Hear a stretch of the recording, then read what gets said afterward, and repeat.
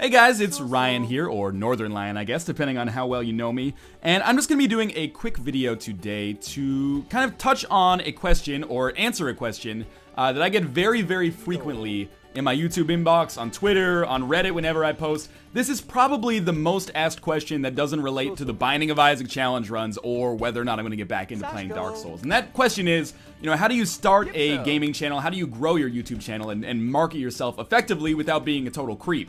And this is an issue that I know and care a lot about. I'm not trying to make it seem like I'm some kind of savant when it comes to YouTube marketing or anything like that, because most of the fact that I'm successful today is attributed by me to luck and research with tools that are out there that have helped me to basically get to where I am today.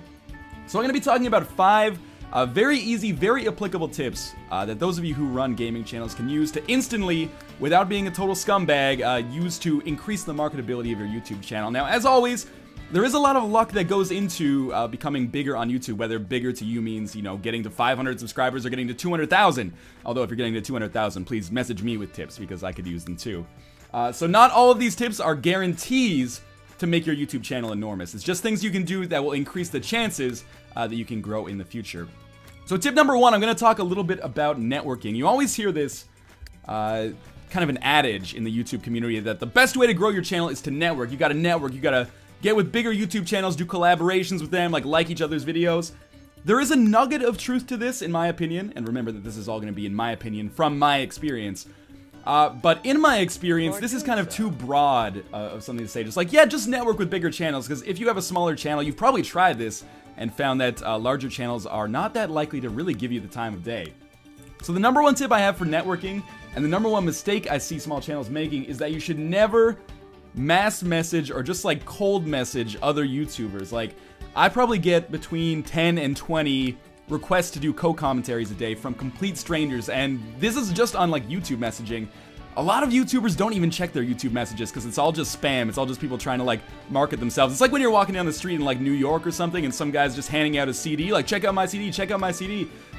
I've already got too much to do on my own end to be looking at all of these messages and being oh sure, I'll just set up 20 collaborations today with people that I've never met before in my entire life. This is the wrong way to go about trying to network your channel. I don't know of any situation I've ever come across, at least with my own personal experience, where a big YouTuber has just gotten a random message and said oh sure, let's just do it tomorrow. And in fact, most of those messages usually aren't even personal. They have 20 guys in the the to field, who the message is being sent to. So I'm oh cool, you want to do a co-commentary with me, the Syndicate Project, PewDiePie, etc, etc. So that's just really impersonal, and as far as I know, has never worked. So you might be saying, what does work? In my experience, again, this is all personal, I think back to the co-commentaries I've done recently, and in particular, a really good case study here is the race that I did with Green 9090 and Zen and Cyrene. But I'm going to be talking about Green specifically, because he was the one that kind of started this whole process of me getting into that race and getting to know them. So how did Green get in touch with me? Green was a relatively small YouTuber, not to shit talk him or anything, but he was at 4,000, 5,000 subscribers. And normally I probably would, if he just cold messaged me, would have no idea who he was. But the number 1 way that I knew who he was is that first, he was very active in social media and all my videos. So the way that he kind of became known to me is I would always see him comment, I would see him post up on Twitter, ask me some questions and send messages to me like that, kind of interacting with me about my content and the content that we both make. That's the number 2 tip, is that, we both make the same kind of content. So it's good to find YouTubers in your niche who make the same kind of content. Green makes a lot of Isaac content. If I was to message a big YouTuber and try to do a co-commentary, this would never work in 100 years for a number of reasons, but I would think okay, I make this Let's Look At series, Total Biscuit makes WTF Is. Maybe if I interacted with him, we can get in touch and make something work. Not just because, it would be a good marketing thing, but because we make the same kind of content, and maybe our audiences would overlap and everyone would have a lot more fun in those co-commentaries. So that's how Green got in with me, and that's my biggest suggestion to you, is to find YouTubers who are in your niche. Don't just mass message people with over X thousand subscribers. Find specific people in your niche who make the same kind of content, interact with them on their videos, be active, watch their content, interact with them on social media, and then hopefully you'll come to their attention. And you might be saying Northern Line, I can't do that with 500 YouTubers. There might be a 2% chance or a 10% chance that this YouTuber will go for it. That's not good enough for me. I need to have numbers. Well, unfortunately, that's kind of the crapshoot of YouTube. Not everybody you try this strategy with is it's going to work, or it's going to work on, shall we say. And, you know, beyond that, maybe that's a good thing. Like, the fact that you're focusing on only a couple of people that you want to network with makes it more meaningful. Like, again, if Green was messaging, like, Nova all the time publicly, I probably would have been like, this guy's just looking to market. But he had this idea, and I said, yeah, that would make really good content, and that's awesome. I'm kind of rambling here with respect to networking. The other thing I just wanted to say with respect to networking was be honest with yourself. Would their audience like you? The thing is, like, I'm not trying to say I have a very professional setup here, but I have an okay setup. My audio quality is adequate. My video quality is pretty good most of the time. If you're like a 10-year-old kid with an onboard laptop microphone who gets like a frame rate of 5 frames per second, are we really going to have a good video? Like, is my audience going to like your content? Probably not, and that's going to go for most other YouTubers as well. So with respect to networking, this is probably going to be what I'm going to talk about the most. So don't worry if it's gone on too long already. Number 1, don't mass message YouTubers. You're wasting your time. You can apply your marketing efforts elsewhere and get a way better return on your time. Beyond that, actually engage with these people. Like, get into them, watch their content, comment on their videos, engage them on social media. They're people. They're not just a way for you to grow your channel. And beyond that, have something to offer them that makes for interesting content for them as well. When I think about people I've done co-commentaries with, you know, Cry, Chaotic Monkey, Immortal HD, Green 9090, and Zen, that's what comes to mind. That's how I choose people to do co-commentaries with. Although I don't do co-commentaries too often. The second thing that I'm going to talk about, and this is by far the most important thing that you can do solo to market your videos. I really can't stress this enough. Is to tag your videos properly and extensively. Now, most people, or at least most small channels, have a tendency to kind of tag just off the cuff. Like, they think that the tags aren't that important. Like, they're already like, I've made the hard work, I've done the video, I've titled it, I've uploaded it, the hard work is done, tags, we're just gonna put like, Minecraft, Minecraft mod, etc., etc. Video game, let's play. Like, putting those tags in is not going to do you any favors. You might be asking why tags are important. Tags are feeding into the search algorithm for YouTube, basically. So the better your tags, or whatever tags you use, that's what's going to influence where you show up, what terms you show up for in the YouTube search. For example, if I made a video on Minecraft and I titled it, let's say, Let's Play Diablo 3, and in the tags I just like spammed Diablo 3 tags, I would probably show up in searches for Diablo 3, but not in searches for Minecraft, if that makes any sense. Hopefully that does make sense. Why is search traffic important? It's the most underrated source of traffic I can possibly imagine. Everyone talks about networking, doing collaborations. Yes, collaborations are great for like a one-time boost in subscribers. If you do a collaboration with a big YouTuber, you could get 2,000 subscribers in one day. Depending on the size of the YouTuber, you could probably get like 15,000 in one day. But search traffic is more slow and steady growth. Search traffic is the kind of thing that can give you like 5 more subscribers a day for the next 3 years, which adds up substantially over time and over each video. So what you want to do with your tags, always, if you can, fill up the tag box. And you might be saying, I can't think of that many tags for my game. Here's the method I use. It's the method I've used for years. Keep in mind that the search algorithm is still influenced by like the size of your channel. So the more views you get, the higher you're going to rank for search terms. The more likes you get, the more time that people spend watching the video now factors into it. Nobody knows the exact algorithm except for the wizards and warlocks at Google. But that is all covered in a document that I will explain in tip number 5. What you want to do for tagging, or what I do for tagging, is I almost have like 2 columns in my brain for each video, and I kind of pick one entry from column 1, one entry from column 2, and match them together to make a tag. So column 1 is just going to be the game name, as well as any variations on the game name. So for example, let's say I'm playing XCOM. This is actually a pretty good example for just coming off the top of my head. When I was Let's Playing XCOM, column 1 is just the game name and variation. So I had like XCOM, one word, XCOM with a dash in the middle, XCOM with a space, and that could just fill out like the left column. I could also do like XCOM colon enemy unknown, XCOM space enemy unknown, X-com colon enemy unknown, etc., etc. You can see how that can iterate beyond that. So I have this column. Let's say there's like 3 ones I want to go with: XCOM, X-com. Let's just go with 2 for now. And then the right column, I have kind of descriptors of what the video could be, things that people commonly search for when they also put in a game name first. So for a Let's Play, or for a first impressions type video, you might consider words like gameplay, video, review, platforms that the game is on, like PC, Xbox 360, PS3, Wii U, etc., etc. I'm trying to think of what else I use on a regular basis. Just the word game also works well a lot of the time. If you have anything like, if it's a walkthrough, let's play, LP, things like that. So now I have 2 columns. One is XCOM, X-com. The other one, just descriptors, gameplay, video, review, walkthrough, etc., etc. To make my tags, I just pick and match all of those, basically. I just mash them together until the tag box is full. So it'd be like XCOM game, XCOM gameplay, XCOM first impressions, XCOM review, XCOM PC, XCOM Steam, etc., etc. Then, again, X-com game, X-com gameplay. That sounds annoying for me to hear, so I'm not gonna go over that too much. But seriously, this is the #1 tip that I always tell people when they're like, how do I grow my YouTube channel? Tag the shit out of your videos. It's the easiest thing in the world. It takes 5 minutes, and it is indeed, not understating this, or not overstating the importance of this, the single biggest thing that you can do by yourself individually in the shortest amount of time to improve the chances of your videos being discovered. Seriously, the way my channel grows is primarily through search traffic. There's some word of mouth, there's some, people telling their friends, etc., etc. Largely search traffic. That's how I've gotten to where I am today, and that's how I'm like basing my tagging strategy about getting to where I want to be, a year or 2 years from now. Seriously, tag your videos properly and extensively. I'll talk a little bit more about this in tip 5, but seriously, take tip 2. I was going to say to the grave, but that doesn't really make sense. Take it to heart, shall we say.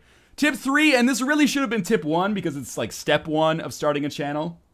Get a good audio-video setup, or an AV setup, as I'll refer to it now in the future. I see a lot of videos. I get a lot of messages every day from people being like, hey, can you check out my video? I want to know like what I need to work on. Sometimes I watch them. I rarely do because, again, this is the kind of thing where you get like 30 or 40 messages a day for.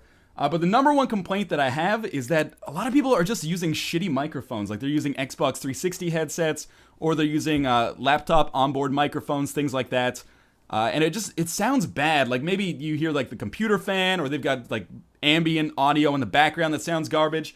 A big myth in the community here is that you need like a professional setup to go anywhere, and that's just not true. I'm using a fairly expensive microphone. I think it was a couple of $100s, but for the first year of my channel's life, I was not. I was using a $20 Logitech USB desktop microphone. You can literally just Google Logitech USB desktop microphone, and you'll discover the exact one that I use. And this is what I used to get me from 0 subscribers up to like 22,000, basically. Probably closer to 30,000, because I didn't get this microphone until earlier in the last year. You don't need like a Blue Snowball or a Blue Yeti or some kind of amazing microphone plugged into an audio mixer to get started. It helps, but all you need is competent sounding audio, and you can get that with, like I said, like a $20 microphone. Logitech is not paying me, by the way. It's just a great product. Beyond that, #2 complaint: bad frame rate, poor video quality, bad resolutions, basically. This is a little bit more complicated to fix, but it's borderline necessary as more and more people get into this industry. I hate to say it, if your frame rate is bad, you need to either invest in a better computer, or at least upgrading it to a certain extent. Fraps is notorious for lagging computers. You need like a pretty beastly computer to run new games in 30 or 60 frames per second with Fraps recording in the background. Unfortunately, it's kind of a necessary trade-off here that you need to give that money in order to be able to provide that quality. A lot of people aren't going to be able to do that, and that's fine. Maybe focus on playing older games that you can still record adequately, older games that you love and can bring some kind of like attention to or some kind of insight into, rather than new games where you're going to play like 5 frames per second and people are not going to watch it. If you're recording from consoles, you are going to need to buy a capture device. I use the HD PVR2. I would not recommend it, even though it does record from HDMI, which the HD PVR1 did not. The HD PVR1, I think, is a fantastic device. It only records from component, though, which is not ideal for a lot of future consoles, shall we say. But there are other alternatives I encourage you to look into. In any case, I'll leave you with a quick analogy here. And that's that I think that AV quality is kind of like brushing your teeth. Bad AV quality is like the single biggest turnoff that you can have in a video. If somebody turns on your video and 5 seconds in, you just sound like totally garbled and the frame rate's terrible, people are just not going to watch, no matter what you do for marketing. These days, anyway. It might have been different in the older days. So it's kind of like, brushing your teeth. Brushing your teeth, even if you brush your teeth really, really well, it's not likely to get you that many dates by itself. But not brushing your teeth is very likely to lose you a lot of dates. Like, people are going to be turned off by your bad breath in the same way people are going to be turned off by bad video and audio. Again, doesn't have to be perfect, doesn't always have to be super crisp, HD, ultra settings. It just has to be competent, and a lot of the videos that I see are not. So make an investment in that, find a way to get it done. If you can, spend as little money as possible, and, start your, I don't want to say career, start your hobby, shall we say. Tip #4 is a personal tip. that I don't see happening or showing up all that often elsewhere on the internet and the communities that I go to for Let's Playing. But I think it's a good idea to release your videos on a set schedule, not just to get people thinking that, like, anticipating your videos essentially, like waiting for the release of your videos because it's consistent, but also just to help you organize your workload. So what I do is I release 3 videos a day, or 2 videos a day now, because there's a little bit less new gaming content coming out for now, but it is going to go back to 3 videos a day. What I do is I just plan. I say Monday 3, Tuesday 3, Wednesday 3, etc., etc., and then I work in advance of that to make it happen. So what I would encourage you to do is determine realistically how often you can record games. You know, a lot of you are going to be in school, a lot of you are going to be working other full-time jobs, you have families, you have hobbies, social lives, etc., etc. 3 videos a day is probably going to be impractical for a lot of you. You don't have to record 3 videos a day, or upload 3 videos a day, rather, to be a YouTube personality. Lots of YouTube personalities do varying degrees of frequency. Some do 7 a day, and many do, 1 a day, or even 3 a week, or 1 a week. What you have to do is realistically determine, in my opinion, how often you can record, and then stick to it. So if you say, okay, realistically, maybe I could do 15 videos this week, but I can only do 7 next week, maybe I should just do like 4 a week from now on, just to plan for like worst case scenarios or something like that, or 5 a week. Anyway, what I'm trying to get at is set a schedule. Maybe you say Monday, Wednesday, Friday, I'm going to upload. How do you reach that goal? Like, because sometimes real life gets in the way. Another huge tip, when you have time, record in batches. This is the simplest thing in the world. If you have 3 hours, don't record 1 video, render it, eat dinner, go take a nap. Record 3 or 4 videos all at once, partition them as you see fit, render them out, and get them ready. Now that YouTube has that scheduled uploader, you could technically, if you wanted to release a video a day, record 7 videos in 1 day, render them out, upload them all overnight with the scheduled uploader, which many of you should have. I don't think that's a partner-only thing anymore for every channel anyway. And just set them to upload like 9 a.m. every day. This is how I keep a schedule. I always work with a backlog. Whenever I have a lot of time, I record a lot of videos, so that when I don't have a lot of time, like when I'm traveling to go to a convention, or I went home for the holidays, or if I just want to take a couple of days off, then what I can do is just be like, okay, I have 6 videos in the can right now that have already been rendered. I can just set those for scheduled uploads, and nobody's the wiser, basically. Like, you're still meeting your content limit. So that's my tip. Use the scheduled uploader to meet a realistic upload schedule that you set. It doesn't have to be 1 a day. Could be 3 a week. Could be 1 a week. Although, if you're doing 1 a week, make sure that video's damn good, because almost no Let's Players that I know upload only 1 video a week and manage to grow their channel huge. Finally, I'm glad we're keeping this under 20 minutes. I thought it was going to be like 5. But my final tip is very, very simple. Read the YouTube Creators Playbook, or Handbook, or whatever they're calling it these days. YouTube, it's the best kept secret for some reason in the YouTube community, is that there's this document, the YouTube Playbook, and basically it has all the tips that I've talked about here, as well as hundreds and hundreds more, laid out for YouTube channels on how to grow their channel in a non-scammy way. This is not, the reason I hate doing videos like this a lot of the time is because people always think like, oh, marketing your channel is scammy. It's not.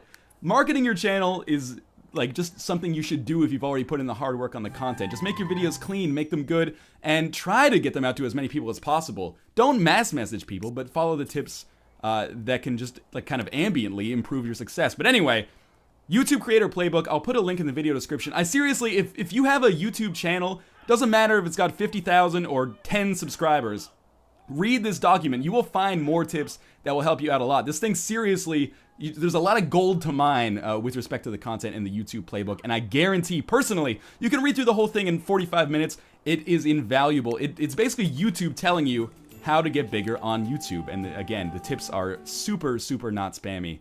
In any case, hopefully this video provided you guys with some benefit, and hopefully this causes kind of a decrease in the amount of questions that I get related to, how to grow your channel on YouTube. These are all 5 non-scumbaggy ways, if we want to go over them quickly at the end here. For networking, make a real connection to a YouTuber in your niche, and maybe they will take more notice of you. Tag the shit out of your videos, make them exhaustive, and tag them properly. Don't tag them with things that are not in the video. That's a terms of service violation. Probably the worst way to market your YouTube channel is to get it banned. 3, get a good AV setup. You don't have a good mic? Logitech USB desktop mic for 20 bucks. If you want to get a better mic, you can look into that on other Let's Play communities that can probably give you some good advice. Release your videos on a set schedule that is realistic, so try not to release, 10 videos 1 week and 1 video the next. Not every YouTuber follows this tip. This is just something that I have found to help me personally organize my workload. And finally, read the YouTube Playbook, man. It's super easy. It has a lot of great tips. The single most valuable document if you are a YouTube creator of any kind. In any case, hopefully at least some of you out there got some benefit out of this video. And in any case, I will see you guys next time, and I hope you enjoyed it. Thanks for watching.